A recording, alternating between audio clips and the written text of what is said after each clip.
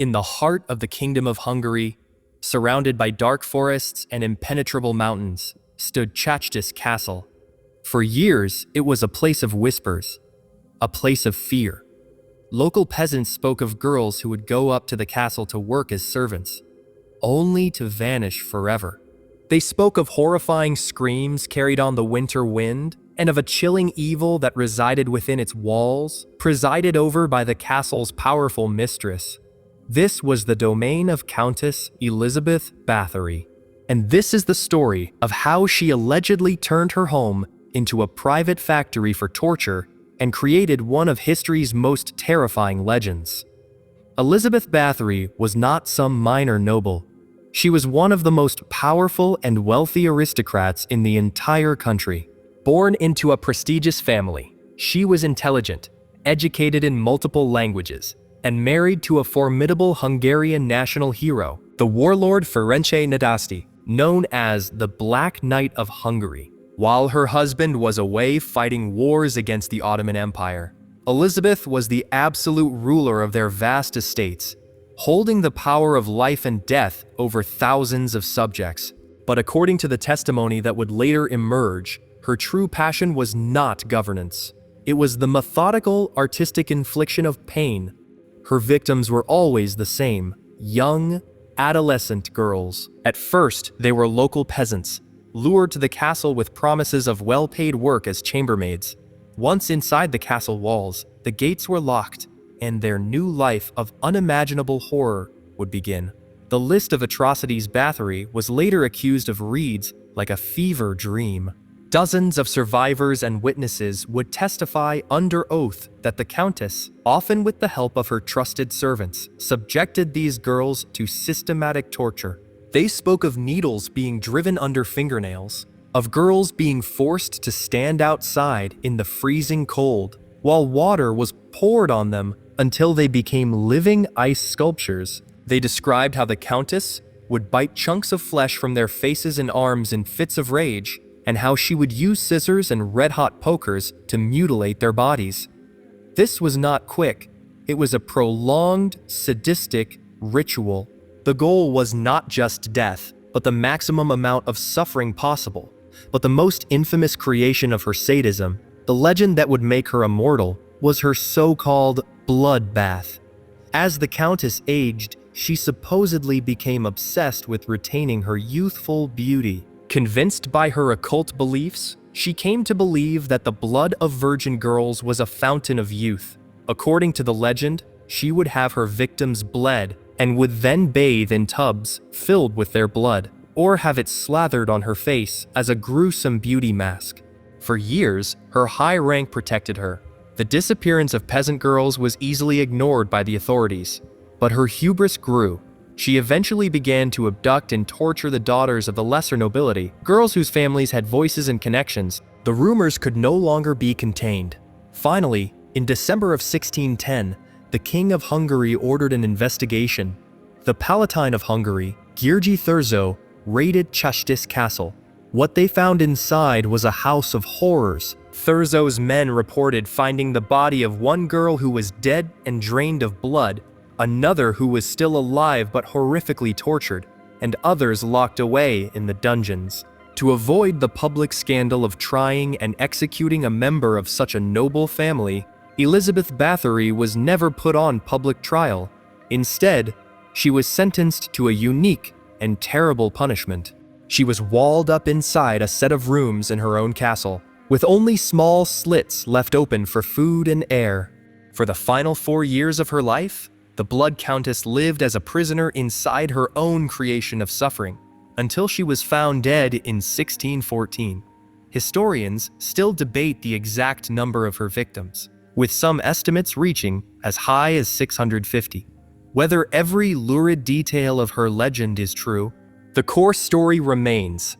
Elizabeth Báthory is a terrifying example of how absolute power, combined with a sadistic imagination, can create a private hell on earth, leaving behind a legacy so dark it blurs the line between history and horror fiction. In the year 37 AD, a wave of pure, unadulterated joy swept through the city of Rome. The dark, paranoid reign of the secluded Emperor Tiberius was over. In his place was a new hope for the empire, a handsome, charismatic 24-year-old named Gaius Caesar. He was the son of the beloved war hero Germanicus, and the people adored him. They called him by his childhood nickname, Caligula, meaning Little Boot, a name given to him by his father's legions whom he had grown up amongst. As he rode into Rome, the crowds hailed him as our star and our baby, sacrificing over 160,000 animals in his honor. His first acts as emperor only fueled their optimism. He gave cash bonuses to the Praetorian Guard, destroyed Tiberius's treason papers, and put on the most lavish gladiatorial games the city had ever seen. A golden age had begun, but this hope was built on a foundation of immense trauma.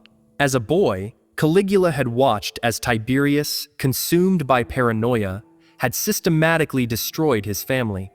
His mother and 2 older brothers were arrested, exiled, and starved to death. Caligula survived only by becoming a master of deception, hiding all emotion behind a stoic mask, while living as a virtual prisoner in the old emperor's island villa. He had learned from a young age that power was a deadly game of betrayal and fear. 7 months into his celebrated reign, the new emperor fell gravely ill. For weeks, he lingered at death's door, and the entire empire held its breath. When he finally recovered, the man who emerged was not the same hopeful youth they had celebrated. The mask was gone, and what lay beneath was a monster shaped by a lifetime of trauma, now armed with absolute power. The golden age was over. The age of sadistic performance art was about to begin. Caligula's first great creation was a monument to his own ego. To mock a prophecy that said he had no more chance of becoming emperor than of riding a horse across the Bay of Baiae, he decided to do exactly that. He bankrupted the Roman treasury to build a 3-mile-long floating bridge of boats across the bay. For 2 days, he put on a bizarre spectacle, parading his army across the bridge, while he, clad in the breastplate of Alexander the Great, declared himself the conqueror of the sea. The project served no purpose, caused massive grain shortages across the empire, and ended with him drunkenly throwing dozens of innocent bystanders into the water to drown. It was his first message to the world. His whims were more important than their lives. This became his guiding principle. He understood that simple cruelty was the tool of a common tyrant. A true artist of power, he believed, must create spectacles of humiliation.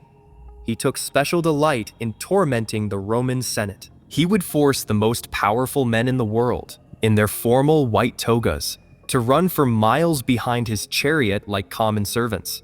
He would invite them to dinner, only to make them stand and wait on his table, dressed in a slave's tunic. He declared his horse, Incitatus, would be made a consul, the highest office in the state, not as a sign of madness, but as the ultimate calculated insult to show the senators that his animal was politically and personally superior to them. His private life was a theater of depravity. He openly engaged in incest with his sisters, treating his favorite, Drusilla, as his wife. When she died, he plunged the empire into a tyrannical state of mourning. Any citizen caught laughing or celebrating was put to death. His sadism became a public sport. At the games, he would order gladiators to fight with blunted weapons, so their suffering would be prolonged. If he was bored, he would have random sections of the crowd thrown into the arena with the wild beasts. His famous motto became the terrifying refrain of his reign, Odorant dum metuant. Let them hate me, so long as they fear me. His final creation was himself. He declared himself a living god on earth, Neos Helios, the new sun.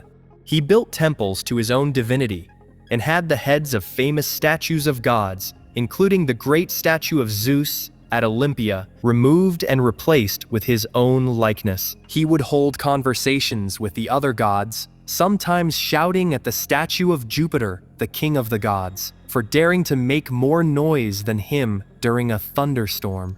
His plan to install a golden statue of himself in the heart of the sacred temple in Jerusalem was an act of sacrilege so profound, it threatened to ignite a massive war in the East. a catastrophe that was only averted by his own death. The end came from within his own palace. A group of Praetorian Guard officers, led by Cassius Correa, a man Caligula relentlessly mocked for his high-pitched voice, finally had enough of the daily fear and humiliation. In January 41 AD, they ambushed him in a palace corridor and stabbed him over 30 times, shouting, "Take this," with every blow. His wife and infant daughter were murdered shortly after, erasing his line completely. Caligula's short, violent reign proved that the most terrifying creation of a sadistic ruler isn't a weapon or a wall, but fear itself, a tool he wielded with the flair of a mad artist, leaving behind not an empire of stone, but a legacy of pure, psychological horror. In the year 54 AD, the Emperor Claudius died suddenly, allegedly after eating a plate of poisoned mushrooms.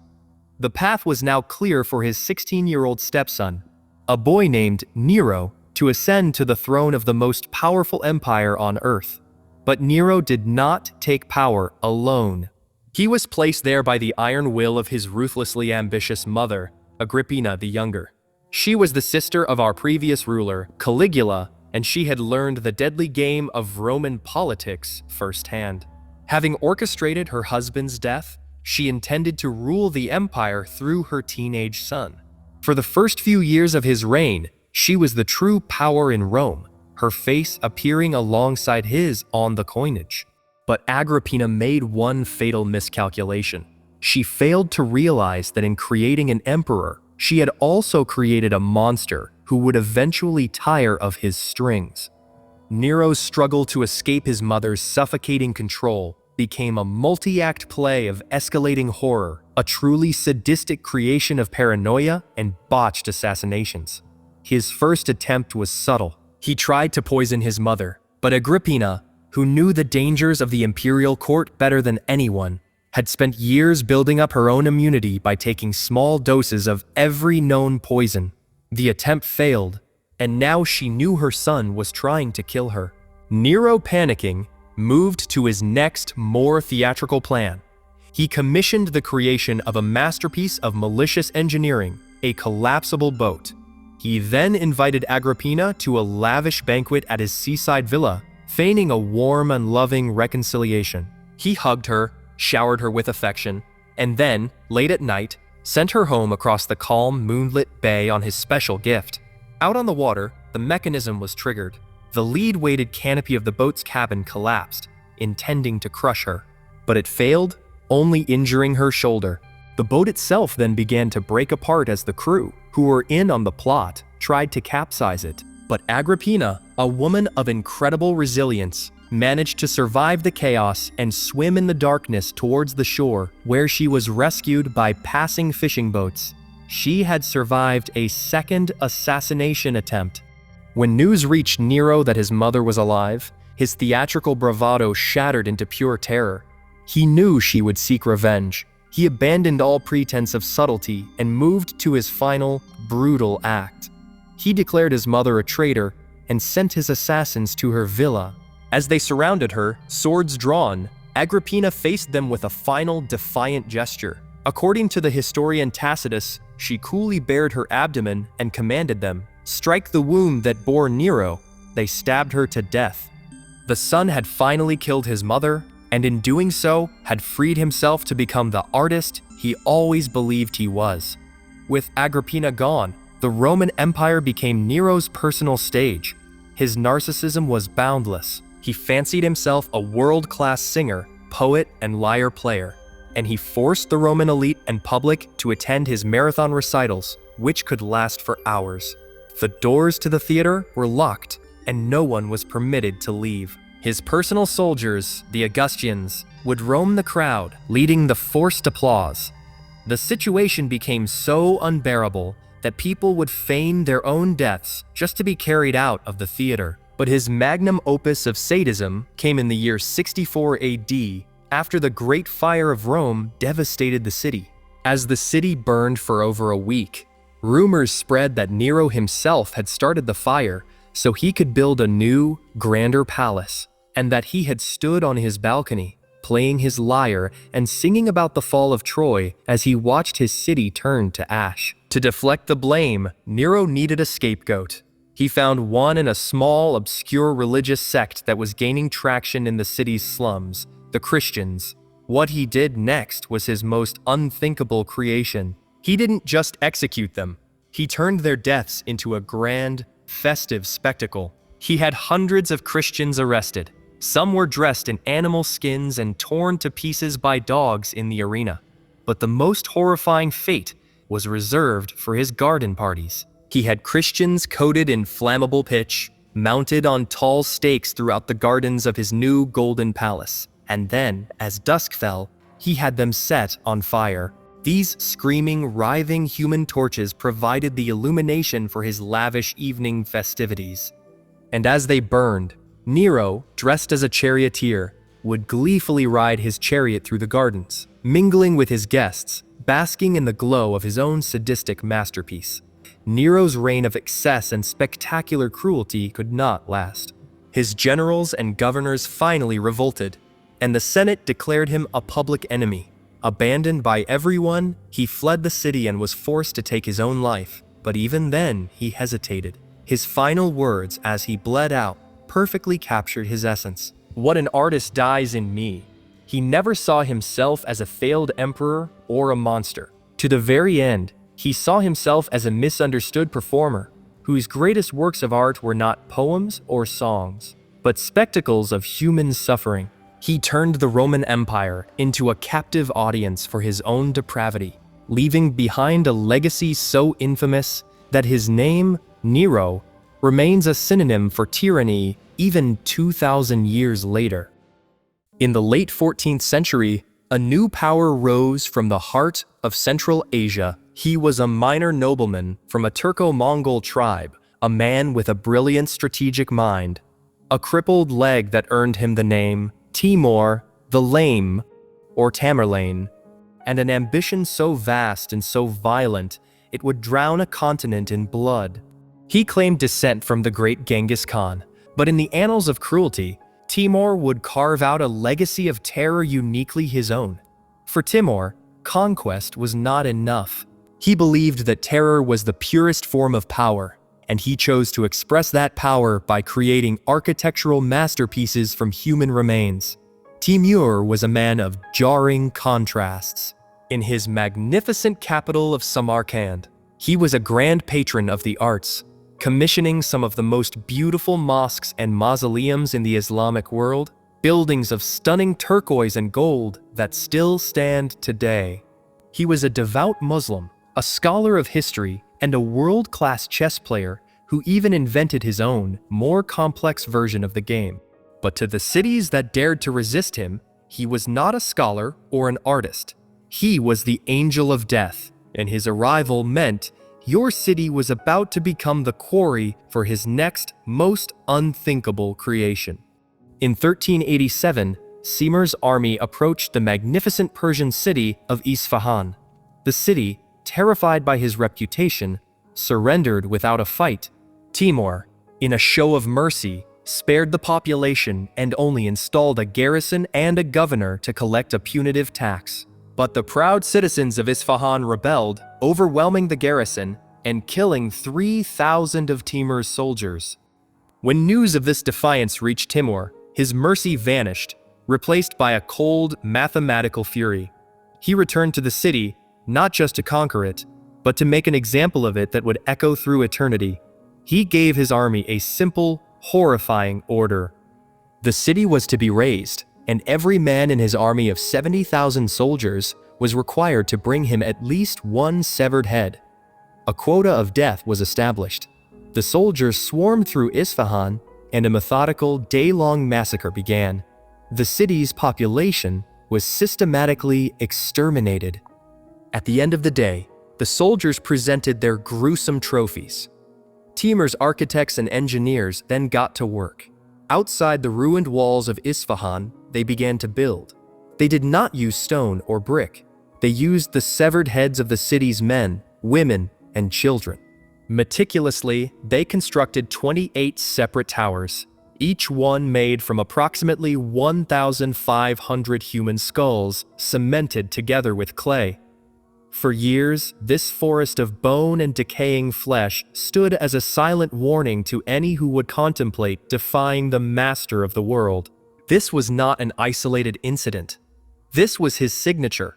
In Sistan, after a long siege, he created a monument of living horror. He took 2,000 live prisoners, stacked them one on top of another like bricks, and bound them together with wet clay and mortar, creating a towering, screaming minaret of living human beings who were slowly crushed and suffocated to death within their own monument. After he sacked Baghdad in 1401, he ordered another massacre, and his soldiers built 120 more towers from the heads of the 90,000 citizens they had killed. His invasion of India was marked by one of the most chilling acts of cold-blooded logistics in military history. Before his decisive battle for the city of Delhi, Timur found himself with 100,000 Hindu prisoners. He became paranoid that they might rise up and attack his rear during the main battle. So, with the casual indifference of a man balancing a ledger, he ordered every single one of them to be executed. The slaughter took an entire day. Even his own family was not entirely safe from his cruelty. When one of his grandsons presented him with a captured princess as a wife, the grandson fell so deeply in love with her that he delayed his return to Timur's court. Seeing this as an act of insubordination, Timur had the princess executed and forced his grandson to come crawling back for forgiveness. Timur died of a fever in 1405 while planning his most audacious campaign yet, a full-scale invasion of Ming Dynasty China. He was buried in a magnificent tomb in his beloved Samarkand, under an inscription that read, "When I rise from the dead, the world shall tremble." In a strange and terrifying echo of his legacy, a team of Soviet archaeologists opened his tomb on June 20th, 1941. 2 days later, Adolf Hitler launched Operation Barbarossa, the invasion of the Soviet Union, plunging the world into a new level of carnage. Timur's legacy is one of almost unparalleled destruction. He was a brilliant tactician and a lover of beauty, but he was also a monster who saw human beings as nothing more than raw material. His unthinkable creations, the towers of skulls and minarets of living men, were the ultimate expression of his philosophy that art, architecture, and terror were one and the same. The two envoys from the mighty Ottoman Sultan stood before the Prince of Wallachia, Vlad III. Citing their religious custom, they refused to remove their turbans in his presence. The prince, a man with piercing eyes and a severe demeanor, simply smiled. He told them he understood their devotion to their customs completely and that he wished only to help them strengthen it. He then called for his guards and gave a simple order: nail the turbans to the ambassadors' heads. As the hammers fell and the nails were driven through cloth and into their skulls, the envoys learned the lesson that all of Wallachia would soon understand. Prince Vlad Dracul respected custom, but his own brand of brutal, unyielding order came first. This was just a small taste of the sadistic artistry he would soon unleash upon the world. His name was Dracula, meaning son of the dragon, as his father was a member of the elite order of the dragon. But his traumatic childhood forged him in a crucible of violence and betrayal. As a young boy, Vlad and his younger brother Raidu were handed over to the Ottoman Sultan Murad II as political hostages to ensure their father's loyalty. For years, Vlad lived in the gilded cage of the Ottoman court. He was educated alongside the future Sultan, Mehmed the Conqueror, but he was also a prisoner. He witnessed firsthand the Sultan's methods of power, his use of terror as a political tool, and the favored Ottoman method for executing enemies and criminals in the most agonizing way possible: impalement. The Turks were teaching a future monster his favorite lesson, and he was a very good student. When Vlad finally fought his way to the Wallachian throne, he was consumed by a desire for vengeance and absolute order. He blamed the kingdom's nobles, the boyars, for the assassination of his father and his older brother. His first great act as ruler was a masterpiece of calculated revenge. He invited hundreds of these boyar families to a grand Easter feast at his court in Targovist. He let them eat, drink, and celebrate, lulling them into a false sense of security. Then, as the feast concluded, his soldiers sealed the hall. What followed was a purge. The older boyars, the ones most directly responsible for his family's downfall, were seized and impaled on the spot, their dying bodies displayed outside the hall. But for the younger, healthier nobles and their wives and children, he had devised a more creative, prolonged agony. He had them shackled and force-marched 50 miles through rugged terrain to the ruins of an old mountain outlook. There, still in their fine silk and velvet feasting clothes, he forced them into slave labor. They were to rebuild the crumbling stones into a mighty fortress. For months, they toiled under the whips of his guards, their fine clothes turning to rags, their bodies wasting away until they dropped dead from exhaustion and starvation. The fortress they built with their lives would become the infamous Ponari Citadel, better known to the world as Castle Dracula. This was his method, cruelty that was not only painful, but symbolic and drawn out. When foreign merchants complained about theft in his lands, Vlad had a bag of gold left in the town square, untouched. He proved that under his rule, order was absolute. When he decided that the poor, sick, and vagrant of his kingdom were a useless burden, he invited them all to another grand feast. He fed them their fill, and then, just as he had with the boyars, he had the hall sealed and burned it to the ground, with everyone inside. He later explained that he had simply eased them of their earthly troubles, but his magnum opus, the creation that would cement his legend and strike terror into the heart of an empire, was yet to come. In 1462, Sultan Mehmed II, the same man who had conquered Constantinople, marched on Wallachia with an army of over 90,000 soldiers, a force that vastly outnumbered Vlad's. Unable to win a conventional battle, Vlad turned to the lessons he had learned as a boy. He decided to wage a war of pure psychological horror. As Mehmed's army advanced towards the capital of Targovist, they encountered no resistance. The land was strangely quiet. The wells were poisoned, the fields were burned, but there was no Wallachian army to be seen. Then, as they neared the city, they saw it. On the plains stretching for miles before them stood a silent, grotesque forest. But it was not made of trees. It was a forest of the impaled. Here was Vlad's masterpiece. 20,000 captured Turkish soldiers and Bulgarian collaborators, each one hoisted onto a sharpened wooden stake. Vlad was an expert. The stakes were not driven through the heart for a quick death. They were rounded, oiled, and carefully inserted through the victim's body, designed to push vital organs aside, ensuring that the person would linger in unimaginable agony for days, slowly sliding down the pole under their own body weight. The stakes were arranged in concentric circles, with the highest stakes reserved for the highest-ranking captives. The air was thick with the smell of death, and filled with the faint groans of the dying and the cawing of crows nesting in the rotting corpses. The effect was exactly as Vlad had intended.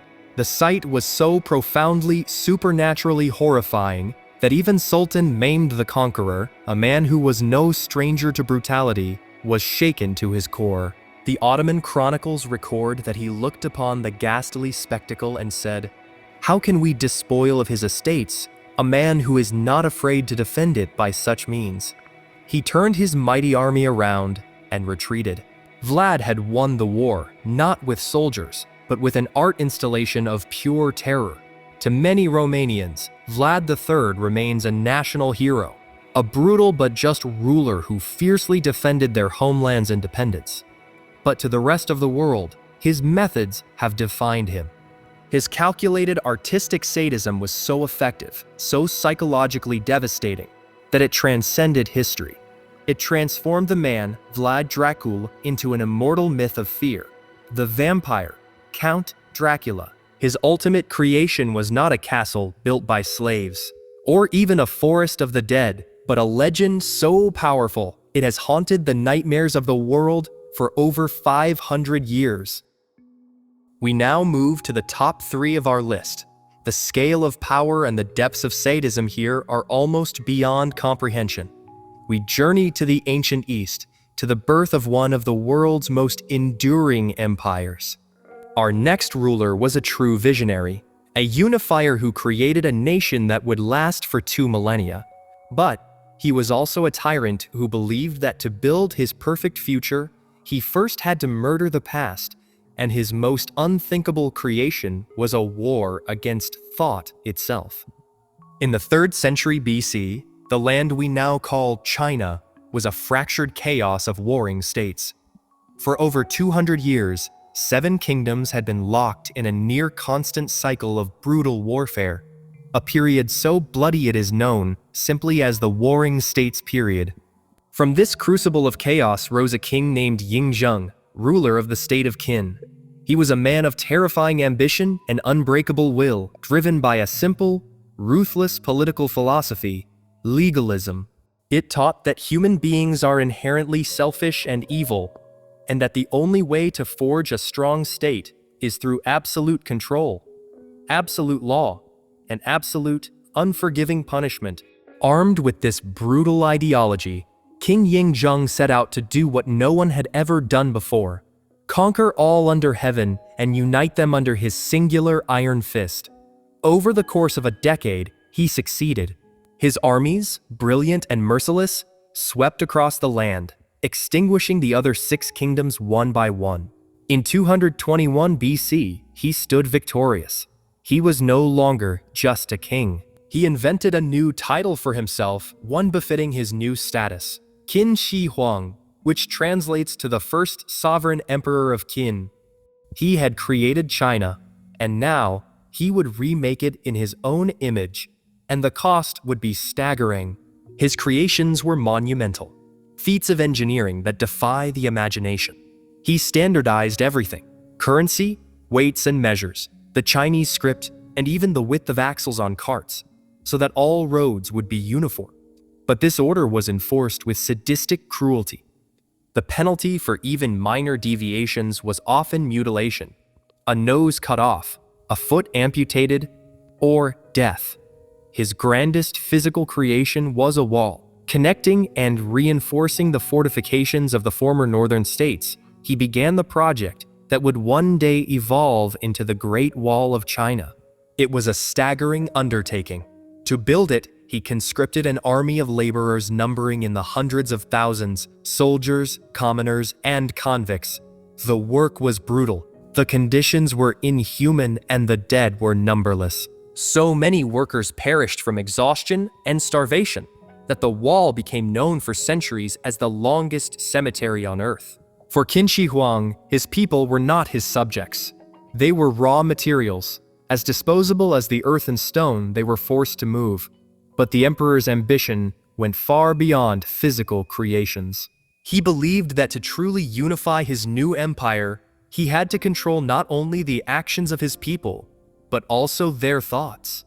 Guided by his ruthlessly efficient prime minister, Li Si, the emperor decided to wage a war on history itself. Si argued that scholars and intellectuals, who revered the past and the works of old philosophers like Confucius, were using history to criticize the present and question the emperor's authority.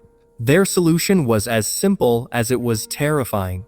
In 213 BC, Qin Shi Huang issued one of the most infamous decrees in human history. All historical records from the previous states were to be confiscated and burned. All works of philosophy, poetry, and literature, the 100 schools of thought that had blossomed during the Warring States period, were to be destroyed. The only books permitted to exist were practical manuals on agriculture, medicine, and divination. It was a state-sanctioned lobotomy, an attempt to erase the memory of a civilization so that history could begin with him. Across the empire, priceless scrolls of bamboo and silk, the accumulated wisdom of centuries, were thrown onto massive bonfires. But even this was not enough. Some scholars, particularly the followers of Confucius, defied the order. They had hidden their texts, or continued to speak out against the emperor's tyranny. For this crime of independent thought, Qin Shi Huang devised his most intimate and sadistic creation. In 212 BC, after discovering that some 460 scholars had defied his edicts, he had them all arrested. He did not grant them a quick execution. He had a massive pit dug near the capital city of Xianyang and had all 460 scholars buried alive. He forced his own eldest son and heir Fusu to watch the horrifying spectacle. When Fusu, showing a flicker of compassion, protested the brutality of the act, the emperor was furious. For the crime of empathy, he had his own son exiled to the northern frontier to oversee the construction of the Great Wall. As he aged, the man who had conquered death on the battlefield became pathologically terrified of it in his personal life. His fear of assassination led him to build a network of over 200 palaces around his capital, all connected by secret, walled tunnels, so no one would ever know which room he was sleeping in on any given night. He became obsessed with finding the mythical elixir of life, sending huge expeditions out to sea in search of the islands of the immortals and a fabled magician named Anki Sheng. This desperate search for immortality led to his final and most famous creation, his own tomb. For 38 years, over 700,000 conscripted laborers toiled to build a subterranean city for his afterlife.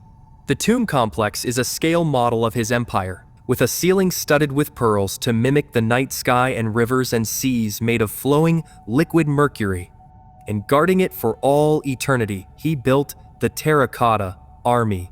Over 8,000 life-sized clay soldiers, each one with a unique face, along with hundreds of horses and chariots, all buried to serve him in the next world. But even this masterpiece was completed with a final act of sadism.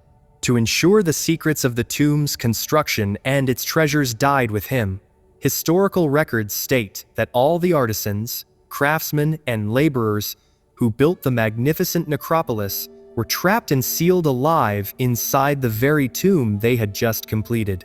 Qin Shi Huang died in 210 BC, ironically after ingesting mercury pills given to him by his court alchemists, who had promised him they were the elixir of immortality.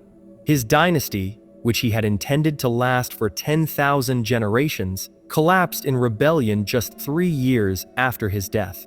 He is perhaps the most consequential and controversial figure in Chinese history. He was the unifier who created the nation and the imperial system that would define it for 2 millennia, but he was also a paranoid sadist who built his empire on a foundation of bones and fear. His magnificent creations, the Great Wall and the Terracotta Army, are wonders of the world, but they are also silent monuments to a man whose vision was so absolute. He sought not just to rule the world, but to conquer memory, thought, and death itself. We now return to the Roman Empire. We have witnessed the manic, theatrical cruelty of Caligula and Nero, but our next emperor's sadism was different. It was colder, more intimate, and more intellectually refined. He was not a showman of public slaughter, but a meticulous micromanager of fear. His greatest creation was not a building or a battle, but a single, perfectly crafted evening of psychological torture. The invitation arrived on a polished wax tablet, sealed with the imperial insignia. For the most powerful senators in Rome, it was a summons that could not be refused, a private dinner with the Emperor Domitian. In the year 90 AD, an invitation from Domitian was a source of immense anxiety. He was a man who ruled through a vast network of spies and informers, who used accusations of treason to eliminate rivals and seize their fortunes. No one ever truly felt safe. Still, it was a dinner invitation, not a death warrant. The senators donned their finest togas and proceeded to the palace, their minds filled with a nervous uncertainty. They could not possibly have imagined the meticulously crafted horror that awaited them. Domitian was the younger son of the Emperor Vespasian, the man who founded the Flavian dynasty. But while his father and his older brother, Titus, were celebrated military heroes, Domitian had been largely sidelined. Kept away from power and prestige for most of his early life, he grew up in the shadow of his family, nursing a deep and bitter inferiority complex. When a series of unexpected deaths finally catapulted him onto the throne, he was determined to prove his absolute authority. He demanded to be addressed not as first citizen, but as Dominus et Deus, Master and God. And he would make the senators, the men he secretly resented, understand what it meant to be in the presence of a god who delighted in their fear. Upon arriving at the palace, the senators were not led to one of the grand, brightly lit dining halls. Instead, they were escorted to a smaller, unfamiliar room. As they entered, a feeling of dread washed over them. The entire room was a void. The walls, the ceiling, the stone floor, all had been painted a stark, matte black. The couches they were to recline on were also black, as were the linens. The only light came from a few smoky, flickering lamps that seemed to deepen the shadows rather than dispel them. It felt less like a dining room and more like a freshly dug tomb. Then, they saw their place settings. At each spot, instead of a simple name card, stood a small, polished black column of stone, shaped exactly like a tombstone. And on each one, carved in shimmering silver letters, was the name of one of the invited guests. The senators froze. The blood drained from their faces. This was no longer a dinner party. This was a funeral, their own. As they stood in paralyzed silence, the performance began. A troupe of nude young boys, their bodies also painted from head to toe in black, entered the room. They moved like specters, performing a slow, bizarre, and terrifyingly silent funereal dance around the petrified senators. Then, these ghostly figures began to serve the meal. Every dish brought out was, itself, black. The food had been burned, dyed, or was naturally dark, all of it arranged on black serving platters. It was a feast for the dead. Throughout this entire ordeal, Domitian was the only one at ease. He reclined calmly, a faint, knowing smile on his face. As his guests sat there, too terrified to eat or speak, he began to talk. His voice was soft, almost gentle. He spoke of mortality. He spoke of the final fates of men who had plotted against emperors. He spoke of treason and punishment, never accusing anyone directly, but letting his words hang in the suffocating silence, allowing each man's own guilty conscience and mounting terror to do the work for him. He was a cat playing with a room full of mice, and he was savoring every moment of their agony. For what felt like an eternity, the senators endured this psychological torment, convinced at the moment the meal was over, the Praetorian Guard would enter and slaughter them all. Finally, Domitian clapped his hands and announced the evening's entertainment was over. He dismissed them. The senators, broken men, stumbled out of the dark room and into the palace corridors, fully expecting to be cut down at any moment. But the guards did not draw their swords. Instead, they were met by palace servants, and these servants were bearing gifts from the emperor. For each senator, they presented the silver cup from which he had drunk, the black plate from which he had eaten, and the small black tombstone that bore his name. It was the final, sadistic twist. He was not just letting them go. He was giving them a souvenir from the night he had made them attend their own funeral. He had wanted them to take the terror home with them, to put the tombstone on their mantles as a permanent reminder that their lives were his to play with. This was Domitian's art form. He was an intellectual sadist. His cruelty was not always explosive. It was often quiet, personal, and meticulously planned.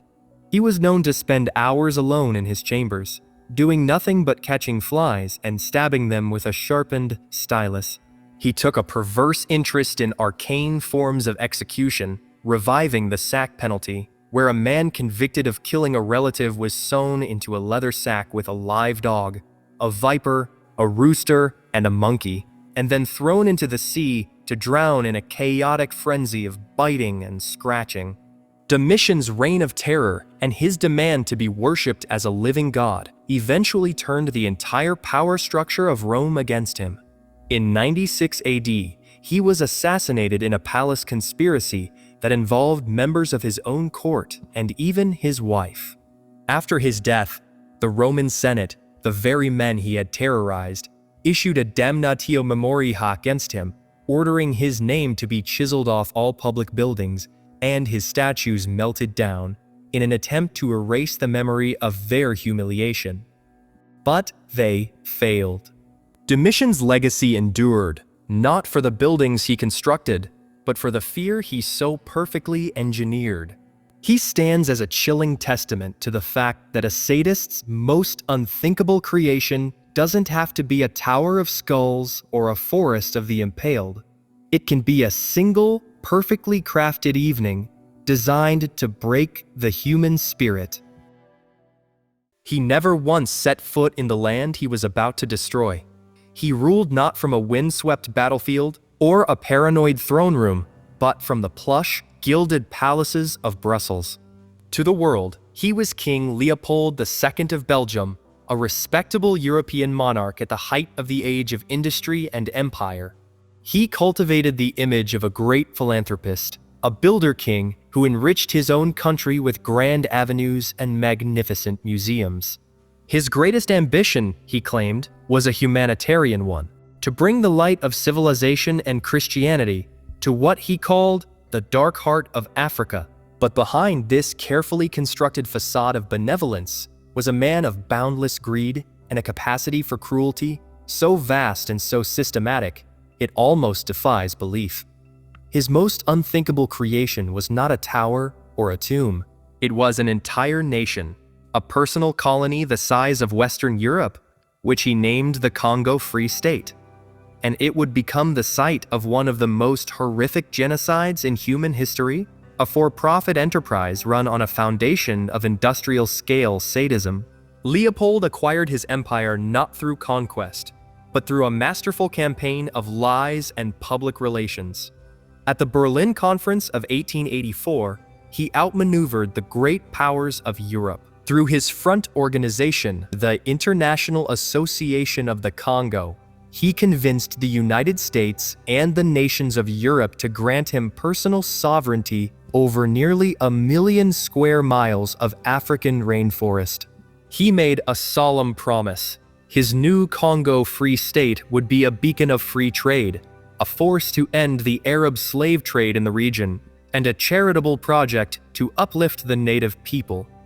The world applauded his humanitarian vision. It was one of the greatest acts of fraudulent diplomacy in history. Once he had the deed to the land, the mask came off. The humanitarian mission was a sham. Leopold's true goal was plunder. The global demand for rubber was exploding thanks to the invention of the pneumatic tire, and Leopold realized his personal colony was sitting on a green sea of rubber vines. He declared all the land and its resources to be his personal property. The people of the Congo, who had lived on that land for centuries, were now officially squatters in their own homes. He transformed the entire country into his personal slave plantation. To enforce his will, he created a private army called the Force Publique. Its officers were white Europeans, many of them mercenaries with violent pasts. Its soldiers were Africans, often kidnapped from their villages as children or conscripted from rival tribes, who were then brutalized, trained, and turned into merciless enforcers against their own people. The system Leopold created was known as Red Rubber. Each village was assigned an impossibly high quota of wild rubber that its men were required to collect from the deep jungle. Failure to meet this quota was not met with fines or imprisonment. It was met with terror. The punishments were designed for maximum cruelty. Wives and children were taken hostage and deliberately starved to death until the men brought back enough rubber. Entire villages that resisted were massacred. But the most infamous symbol of Leopold's sadistic regime was its official policy of mutilation. The soldiers of the Force Publique were issued cartridges for their rifles. To ensure that these bullets were not being wasted on hunting animals for food, the officers demanded proof for every bullet fired. The proof they required was the severed right hand of a killed rebel. This grotesque policy created a horrific economy of its own. Soldiers would often shoot a person for no reason, and then cut off their hand to account for the spent cartridge. Soon, the system devolved into something even more monstrous. To save ammunition for hunting, soldiers would simply attack villages and cut off the hands of living people. They would raid rival villages and harvest the hands of the living and the dead to meet their quotas. Hands became a form of currency, presented to white officers in wicker baskets. There are documented accounts of soldiers collecting more hands than their quota, smoking them to preserve them for future use. The terror was absolute. Villagers who had failed to collect enough rubber would sometimes offer the severed hand of their own child to the force publique, begging them to spare the rest of the village. For years, this horror continued in the depths of the jungle, hidden from the world. But the truth eventually began to leak out, thanks to the heroic efforts of a few brave individuals. Missionaries like the American William Shepard and the British Alice Seeley Harris began to document what they saw. Harris, an early photographer, took pictures that would shock the world. Her most famous photograph, which is still difficult to look at today, shows a Congolese man named Nsala of Walla sitting on a porch, staring at a small, severed hand and foot laid before him. They were the remains of his 5-year-old daughter, who had been killed and dismembered by soldiers from a Leopold-owned company as a punishment because his village had failed to meet its rubber quota.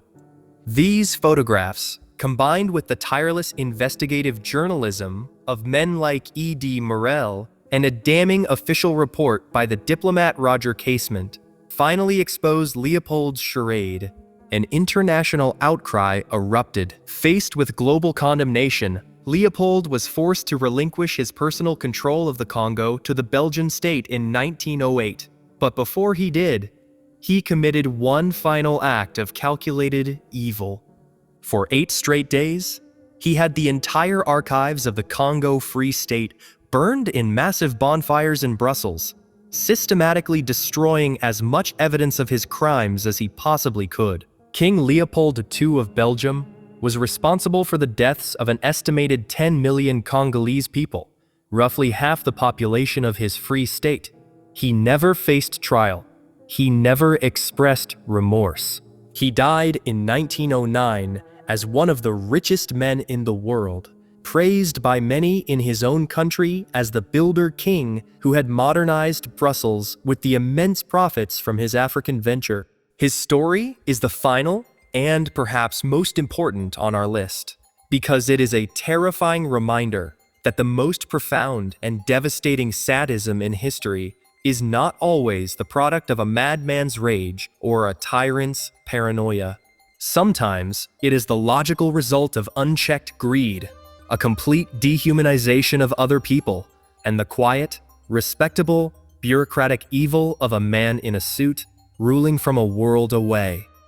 From the psychological games of Roman emperors to the industrial-scale slaughter of the Congo, we have witnessed the unthinkable creations of history's most sadistic rulers. Their stories are a timeless and brutal warning about the corrupting nature of absolute power. But which one of these stories shocked you the most? And what do you think is the ultimate cause of such cruelty? Is it an inherent evil within these individuals? Or is it the power of the crown itself that turns a ruler into a monster? Let us know your thoughts in the comments below.